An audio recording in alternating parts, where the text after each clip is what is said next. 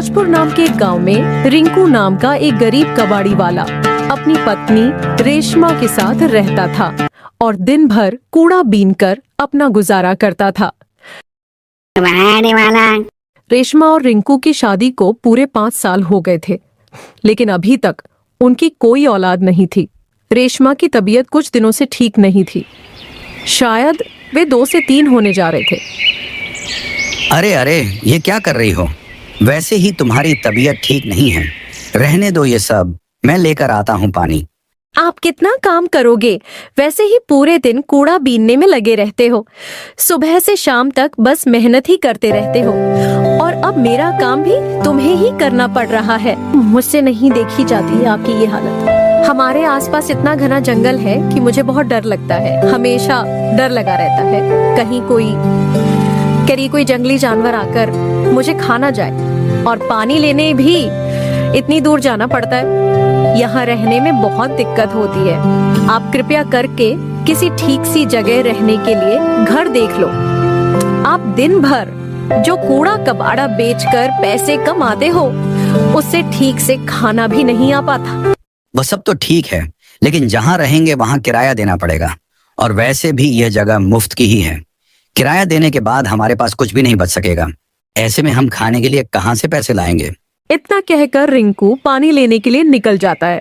ठीक ही तो कह रही है रेशमा, अपने हालात सच में बहुत खराब हैं। इस कुएं का भी पानी अब खत्म होने को है, और यहाँ पर रहना खतरे से खाली नहीं है। इतना कहकर रिंकू अपना सिर पकड़कर बैठ जाता है। ऐसे में हमारे बच्चे का भविष्य क्या होगा? उसे भी इस घने जंगल में टूटी फूटी झोपड़ी में गरीबी में रहना पड़ेगा। क्या क्या सपने देखे थे कि अपना चांद पर घर होगा। तभी वहाँ पीछे से किसी के चिल्लाने की आवाज आती है, बचाओ बचाओ। और फिर रिंकू उस आवाज को सुनकर उसकी तरफ चल पड़ता है। रिंकू उस जगह पहुँच जाता है जहाँ से वह आवाज आ रही थी। अरे, आवाज तो शायद यहीं से आ रही थी, लेकिन यहाँ तो कोई नहीं है। और जैसे ही रिंकू वहाँ से जाने लगता है, तभी आवाज आती है, मत जाओ कृपया, मैं यहाँ हूँ, बोतल के अंदर। रिंकू मुड़कर ध्यान से देखता है तो उसे बोतल के अंदर एक आकृति दिखाई देती है। रिंकू घबरा जाता है और घबराकर फिर से वापस जाने लगता है। अरे रुको, अगर तुम मुझे बोतल से बाहर निकाल दोगे तो मैं तुम्हें जो मांगोगे वो दूंगा। अच्छा, ये बताओ कौन हो तुम और इस बोतल के अंदर कैसे आए? मैं एक जादुई जिन्न हूँ। मुझे एक पाखंडी जादूगर ने धोखे से इस बोतल के अंदर बंद करके फेंक दिया था। अगर तुम मुझे बाहर निकाल दोगे तो मैं तुम्हें जो बोलोगे वो दूंगा। लेकिन मैं तुम्हारा कैसे यकीन करूं? अगर तुम बाहर निकलकर मुझे खा गए तो?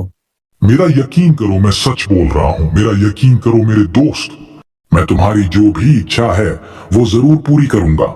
मेरा यकीन मानो, तुम्हारी किस्मत बदल जाएगी। ठीक है, वैसे भी जिंदगी में कौन से मजे आ रहे हैं।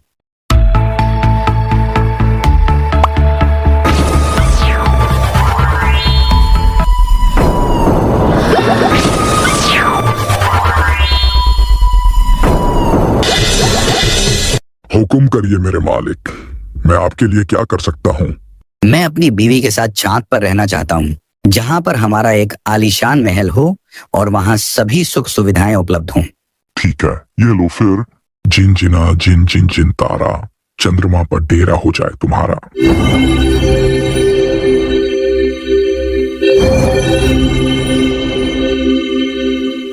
अरे, मैं तो घर पर बर्तन साफ कर रही थी, यहाँ कैसे आ गई? और फिर रिंकू रेशमा को सारी बात बता देता है। मुझे यकीन ही नहीं हो रहा कि मैं सच में चांद पर हूँ। कहीं मैं सपना तो नहीं देख रही? अरे नहीं पगली, ये सपना नहीं, सच है। चलो आओ, थोड़ी दूर पर हमारा एक आलीशान महल है, हम वहाँ चलते हैं। और फिर वह दोनों महल की तरफ चल पड़ते हैं। रेशमा और रिंकू की खुशियों का कोई ठिकाना नहीं था। उनके तो मानो जिंदगी के सारे दुख दर्द खत्म होने जा रहे थे। वो महल बहुत ही आलीशान था। वहाँ सारी सुख सुविधाएं उपलब्ध थीं और खाने के हर प्रकार के व्यंजन थे। रिंकू और रेशमा वहाँ की सुविधाओं का खूब आनंद लेते और रोजाना चांद पर घूमने के लिए निकल जाते। ऐसा लगता है मेरे सपने सच हो गए। मुझे तो यकीन ही नहीं होता कि हम चांद पर इतनी बेहतरीन जिंदगी जी रहे हैं।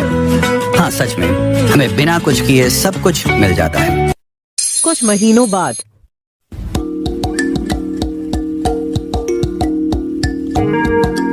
पता नहीं क्यों सब कुछ होते हुए भी बहुत अकेलापन सा लगता है। पता है, मेरा बहुत मन करता है हमारे जैसे किसी इंसान को देखने। सच में मेरी भी आंखें तरस गई हैं। सुबह शाम बस एक ही औरत दिखाई देती है। क्या बकवास कर रहे हो?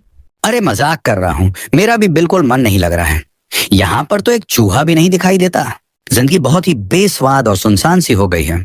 ऐसा लगता है हमारी जिंदगी के सारे रंग ही चले गए हैं। मैं समझ सकता हूँ तुम पर क्या बीत रही होगी। यहाँ पर कोई भी नहीं है जिसकी तुम बुराई कर सको। चलो वापस महल चलते हैं। तुम्हारी बकवास सुनने से अच्छा है खाना खाकर सो जाते हैं।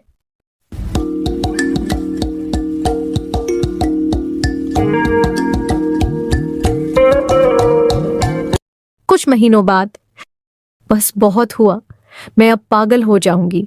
ये सुनसान चंद्रमा और इस महल की खामोश दीवारें मुझे खाने को आती हैं। मेरा बिल्कुल मन नहीं लग रहा है। मैं इंसानों के बीच रहना चाहती हूँ, ना कि इस वीराने में। है जिन, कहाँ हो तुम? मुझे तुम्हारी जरूरत है। आ जाओ यहाँ, सुन लो मेरी पुकार।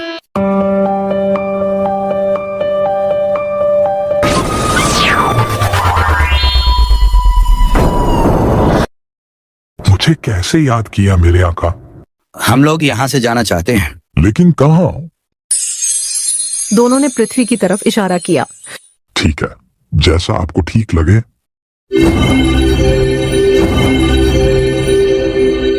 और फिर रिंकू और रेशमा वापस पृथ्वी पर आ जाते हैं।